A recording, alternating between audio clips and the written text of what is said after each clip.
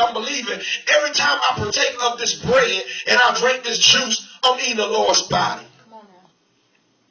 Every time I drink this juice, this is blood that was shed on Calvary cross for me. That knowing that as I drink this juice, my sins are forgiven.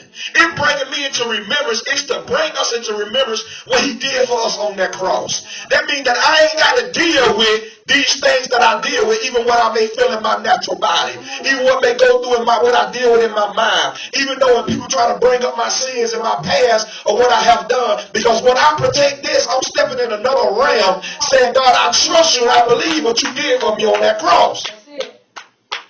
Because there's so many of us take this religiously, and I did it in the church, been in the church all my life. That's why the Bible said we should study to show our self-approval. He didn't say a pastor, a preacher, but he said a believer should study to show our self-approval when we know what we're doing. Because see, Paul was here, he was getting on the Corinthians because they were taking the communion, they didn't believe it and didn't even know why they was doing it. They was doing it because they was told to do it. And they didn't get no results. But Paul was saying here that by us being believers, if we believe what this is stand for, Paul said that we can walk in a place of supernatural healing where the doctors can't even understand. We can walk into a place where we can't even understand. And I said, well, you look at that, say, in the natural mind, because the Bible tells us that we serve a holy God, so we must be holy. We serve a supernatural God, so we must step into that place of supernatural. So you telling me by me taking this bread and me drinking this juice, it can heal my body? Yes. That's what the word says.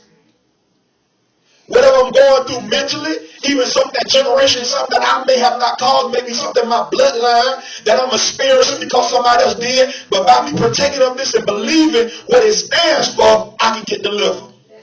I can walk in wholeness. Now see, the carnal mind thing, like, you know what, that's just too far-fetched. I can't believe that. But let me show you.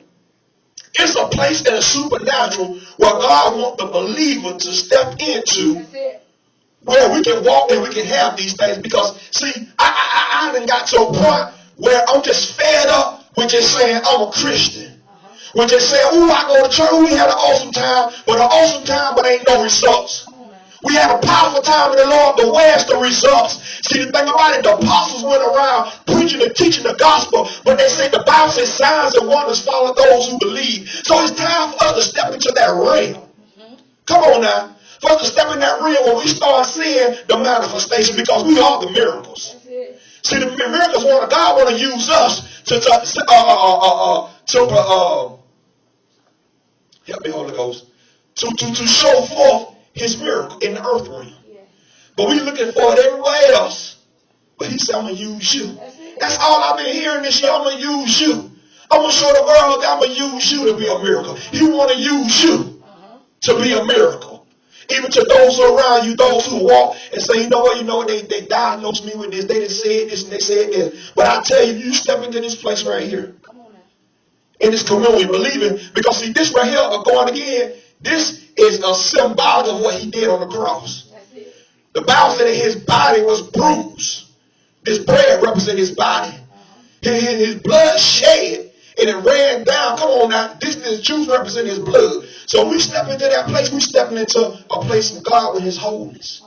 See, because as I was reading, I was studying, if you think about it, it's nowhere recorded in the Bible that Jesus was ever sick.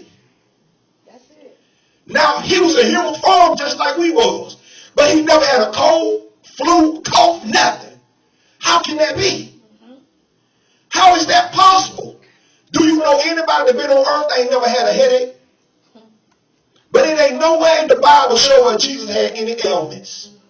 How could he be in that place? Well, so he was God. He was God in the flesh. But no, the Bible said that he bled just like me and you. He hurt like me and you. He had emotions just like me and you. But the thing about it, he was in that realm of knowing that all things work for the good of those who love the Lord. He was in that realm with the Father, knowing that I hear and I repeat what my Father say. Because he understands there's no sickness in my Father. There's no disease in my Father. Come on now. Y'all with me? Everybody okay? I know this is a place where we got to, as a church, we got to really step into, because for so long we just been saying, I'm going to go to church and I'm going to take communion because I want to be blessed by the Lord. But it's more than just a blessing. It's more than just going